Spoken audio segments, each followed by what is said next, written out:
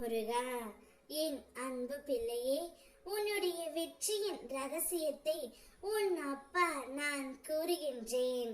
இதை முழுமையாக கேள் பிள்ளையே, உனக்கே புரியும். உன்னுடைய வெற்றி என்பது எனக்காகவே உன்னால் படைக்கப்பட்டது. உனக்கு நான் கொடுத்தது தான் உன்னுடைய வெற்றியாகவே இருக்கின்றது.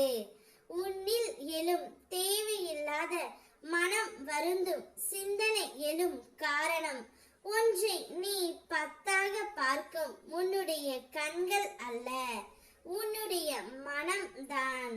உன்னை அறிய நீ யாரிடமும் எதையும் கேட்க வேண்டாம் பிள்ளையே.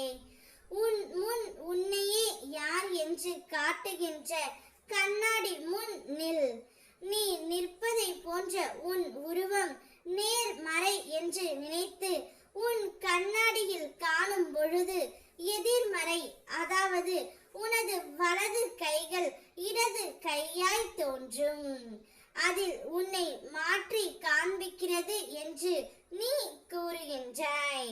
ஆனால் அதுதான் உன்னை உண்மையாக வெளி காட்டுகின்றது பிள்ளையே. கைகள் திசை மாறி காண்பிக்கலாம், ஆனால் உன் ஆன்மாவை காட்டும் உண்மையான பொருள் கண்ணாடி தான். அதில் நீ நினைக்கின்ற எண்ணம் உயர்த்தி பேசி அந்த கண்ணாடி முன் நின்று பார். உயரங்கள் எவ்வளவு குள்ளமாக உள்ளதை நீயே அறிவாய். இதுவே உன்னை தாழ்த்தும் விஷயங்களை யோசித்து பார். அவை தோல்வியாக இருக்கலாம், ஆனால் அவை உனக்கு தந்த பொக்கிஷமும் வெற்றியும் தான். அனுபவம், அந்த அனுபவத்தின் பாடங்கள் வெற்றியை விட கோடி மடங்கு பெரியது பிள்ளையே. வெற்றி என்பது தற்காலிகமே, ஆனால் தோல்வியால் நீ உணர்ந்த பாடங்கள், அவற்றின் அனுபவம் வாழ்க்கையை வெல்ல வைக்கும். அதுதான் உன்னுடைய உண்மையான வெற்றி.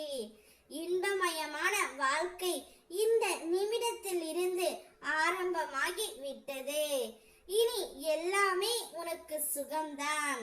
நான் வாழும் உன் வீடு இனி கோவிலாகவே இருக்க போகின்றது. உன் இல்லத்தில் இருள் நீங்கி வெளிச்சம் வந்துவிட்டது. மாபெரும் அதிசயமும் வெற்றியும் உனக்கு நடந்தே தீரும். சந்தோஷமாக இரு பிள்ளையே. உனது ஆசைகள், எண்ணங்கள், கனவுகள் அனைத்துமே கூடிய விரைவில் நிறைவேறப் போகின்றது. உன்னுள் இருக்கும் நான்